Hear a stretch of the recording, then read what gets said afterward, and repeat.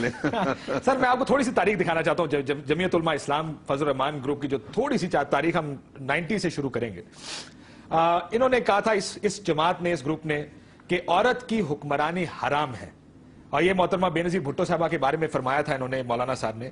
لیکن 1993 اور 96 تک جو محترمہ بے نظیر بھٹو صاحبہ کی حکومت تھی اس میں انہوں نے ڈیزل پرمٹ لیے محترمہ بے نظیر بھٹو کی اس حکومت سے, جس کی وجہ سے انہیں مولانا ڈیزل بھی کہا گیا, اور چیئرمین فارن افیئرز کمیٹی بھی رہے محترمہ کے اس دور میں.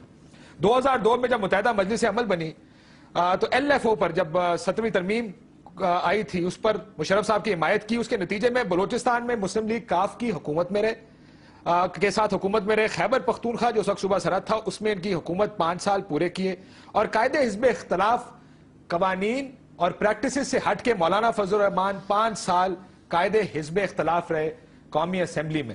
یہ 2007 تک ہوا. اس کے علاوہ مشرف صاحب کے خلاف بات نہ کرنے پر 200 روپے پر کنال DI خان میں فوجی اراضی جو تھی حکومتی اراضی وہ مولانا صاحب کو زمین دی گئی جو ان کے رشتہ داروں کے اور ان کے پارٹی ورکرز کے نام کی گئی. 2008 میں جب 18 فروری کے الیکشنز ہوئے تو حکومت بنائی پاکستان پیپلز پارٹی نے. اس میں 3 وزارتیں ملی مولانا صاحب کو جو ان کی حکومت کی حمایت کرنے پر.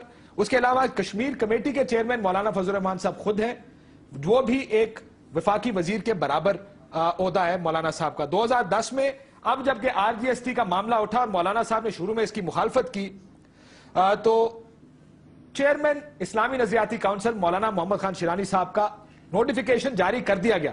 اب مسئلہ یہاں پر یہ آیا کہ اس میں مدت کا تعین نہیں کیا گیا. یہ نہیں کہا گیا کہ مولانا صاحب کتنی مدت کے لیے چیئرمین ہوں گے. ان کا یہ ماننا ہے کہ 3 سال کا کم از کم نوٹیفیکیشن ہونا چاہیے حکومت کی جانب سے, یہ نہیں کیا گیا.